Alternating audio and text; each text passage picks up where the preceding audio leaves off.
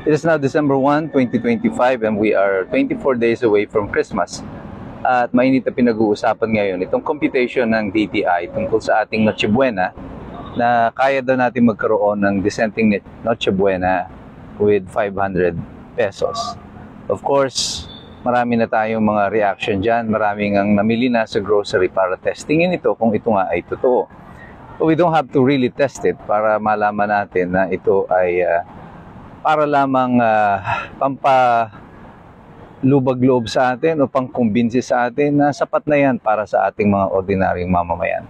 Ang 500 piso ay parang gastusin lamang ito ng isang buong sambahayan na may 4 hanggang 5 tao para sa pagkain nila sa buong araw. And they are saying, itong DTI, na sapat na yan. At meron nga isang vlogger actually na nag-post nito ng nagluto siya ng mga meal, spaghetti, chicken with mushroom sauce, yung ham, and yung gelatin tower na may mga fruit cocktail. At umabot siya ng mga less than 500 pesos para dito. At nung nabuo niya nga ito, pinakita niya sa atin na kaya naman pala. However, this meal doesn't have yung drinks, walang soft drinks, walang juice, nothing, walang halaya, walang suman, the typical na mga Filipino dish that we have every Christmas. But the DTI is saying na, well, sapat na yan, to have a decent meal. At pati nga itong si Claire Castro sinasabi na depende na daw yan sa diskarte. Napakalaking insulto nito sa ating sambayan ng Pilipino na isipin na itong mga magnanakaw sa gobyerno habang sila ay lumalangoy sa produkto ng katiwalian, itong mga nasa kongreso, nasa gobyerno, lahat ito ay magiging marangya ang kanilang Pasko. Tayo mga Pilipino ay sinasabing dumiskarte na lang kayo. This is how insensitive this government has become. Na pati ang ating Noche Buena ay iseset nila sa ganon na dapat daw ay pwede na daw yung 500 pesos sa atin. That's the type of government that we have. A government that I think has lost its ability to feel kung ano yung nararamdaman ng ordinaryong mamamayan. This is Christmas. This is not your everyday. Ang Pasko ay malaking bagay para sa mga Pilipino. Ang pagsasalo-salo na yan ay hindi ordinaryong meal na paghahandaan mo ng 500 piso.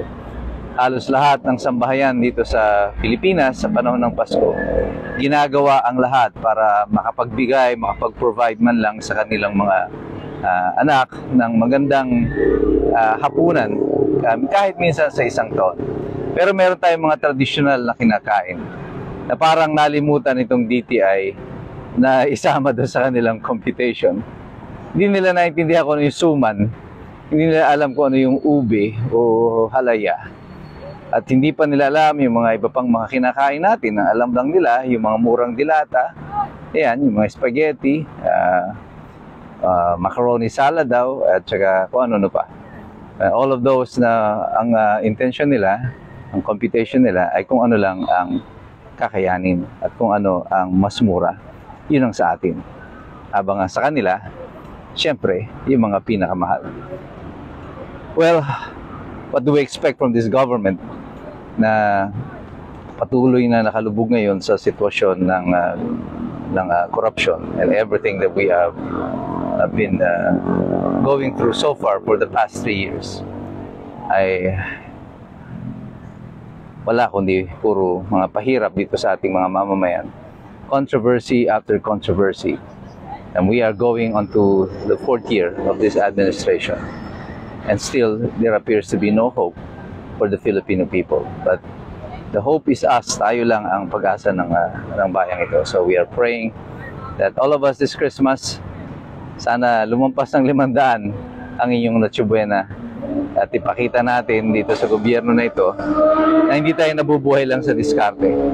Nabubuhay tayo sa lakas ng ating mga bisig, sa ating sariling sikap, sa ating sariling gawa. God bless you, God bless us all.